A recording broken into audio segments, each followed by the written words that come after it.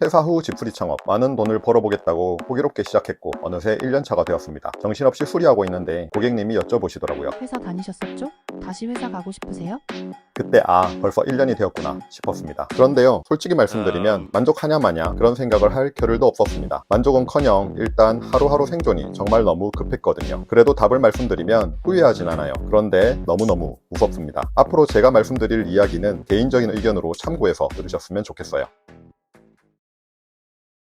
무서운 이유 1. 자영업을 한다는 것, 특히 집수리를 한다는 것은 사냥꾼이 되는 겁니다. 오늘 오더를 못 따서 일을 못하면 그날 수입은 없습니다. 당연하지만 이 단순한 명제가 엄청난 공포를 주더라고요. 처자식을 먹여 살려야 하는 입장에서 실제로 일감이 줄어들고 통장 잔고가 바닥나는 게 보일 때는 정말 무섭더라고요. 나름 멘탈이 강하다고 생각했는데 금전적 압박 속에서 오늘은 좋지 않더라도 내일은 반드시 괜찮아질 거야 라고 믿는 거 생각보다 꽤 힘든 일이었습니다. 무서운 이유 2. 그래서 쉴 수가 없습니다. 와이프는 아들 셋 육아, 돈벌이는 제가 하고 있는 상황에서 제가 쉬면 수입은 없습니다. 주말이고 평일이고 오로지 나의 사업에 인생을 갈아 넣어야 합니다. 사실 사업 초기에는 이런 장밋빛 미래를 그렸어요. 여유롭게 낮에는 집수리 오더 다니면서 하루 두세 건씩 가볍게 처리하고 남는 시간에는 내가 좋아하는 부동산 공부도 하고 임장도 다녀야지. 정말 말도 안 되는 상상이었습니다. 현실은 다쳐도 현장입니다. 그라인더질 하다 손가락도 다쳐보고 산날문에 피부도 찢겨보고 그래도 돈은 벌어야 하니까 고객과의 약속은 있고 다음날 일터로 다시 나갑니다. 내가 쉬면 수입은 없으니까 내가 진짜 쓰러지면 어떻게 하지? 라는 두려움이 바로 생겨요. 무서운 이유 셋. 매일매일 성장을 멈추게 됩니다. 사실 개인적으로 이게 더 무서운데요. 예전엔 정말 책도 많이 읽고 강의도 많이 듣고 재테크 공부도 많이 하고 했는데 어느 순간 하루 노동에 수고한 나를 위로하며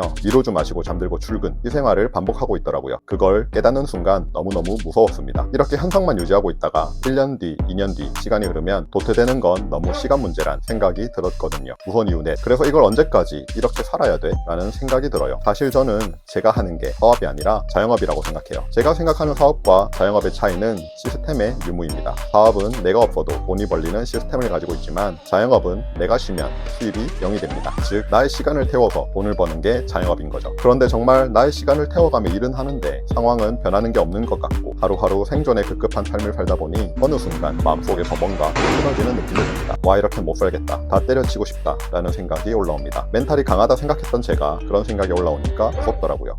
그런데 말입니다. 그럼에도 불구하고 그럼 다시 취직하면 되지 않나 라고 물어보신다면 저는 다시 회사로 돌아가지는 않을 겁니다. 첫째는 자율성 때문이에요. 저는 이 일을 하면서 내 사업을 위해 정말 다양한 것을 할 수 있어서 좋았습니다. 제가 군에서 그리고 직장에서 싫었던 것이 왜 하는 것인지 알 수 없는 것을 해야 하는 것과 당장 해야 하는 것을 회의하고 보고하느라 실행 타이밍을 놓치는 것이었어요. 하지만 내 사업에선 그런 걱정을 할 이유가 없습니다. 그냥 바로 실행하면 되거든요. 그게 너무 좋았습니다. 둘째도 자율성입니다. 사업을 시작하고 나서 얼마 안 돼 1호기가 축구를 하다가 팔을 심하게 다치는 일이 있었어요. 그래서 응급실에서 수술할 때부터 퇴원까지 일주일 동안 간호를 했습니다. 아마 직장인이었다면 이런 자율성은 상상도 못한 일이었습니다. 물론 매출이 줄어드는 것은 감당했어야 합니다. 제가 일을 하지 못하니까요. 그래서 그때부터 시스템으로 돌아가는 사업을 키울 수 있는 방법을 고민하고 있습니다. 왜냐하면 제가 직접 수리하러 다니는 것은 한계가 명확하거든요. 뚜껑이 덮여있는 비즈니스 모델입니다. 평균 객단가도 정해져 있고 내가 하루에 할 수 있는 일의 양도 정해져 있습니다. 그럼 한 달 매출의 한계치는 당연히 정해져 있습니다. 그 안에서 놀 뿐이에요. 그래서 이걸 어떻게 깰 수 있을까? 어떻게 뚜껑을 열 수 있을까가 요즘 저의 가장 큰 고민입니다. 나 지금 세탁소 하나 하고 있다.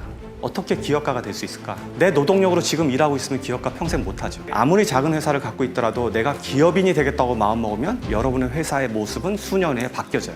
아직 명확한 답은 찾지 못했어요. 하지만 새로운 답을 반드시 찾아낼 겁니다. 그리고 그 과정 이 채널에서 보여드릴게요. 또 집수리 노하우도 수시로 올려드릴 테니 관심 있으시다면 구독과 좋아요, 알람 설정까지 부탁드립니다. 특히 요즘엔 로보락 집대수 때문에 싱크대 리폼을 고민하신 분들이 많으신데요. 이사 가실 때 원상복구가 걱정이시라면 이 영상이 도움이 되실 거예요. 지금까지 영상 시청해주셔서 감사드리고 그럼 다음에 찾아뵙겠습니다. 집이든 인생이든 수리하면 된다 위켄픽이었습니다. 감사합니다.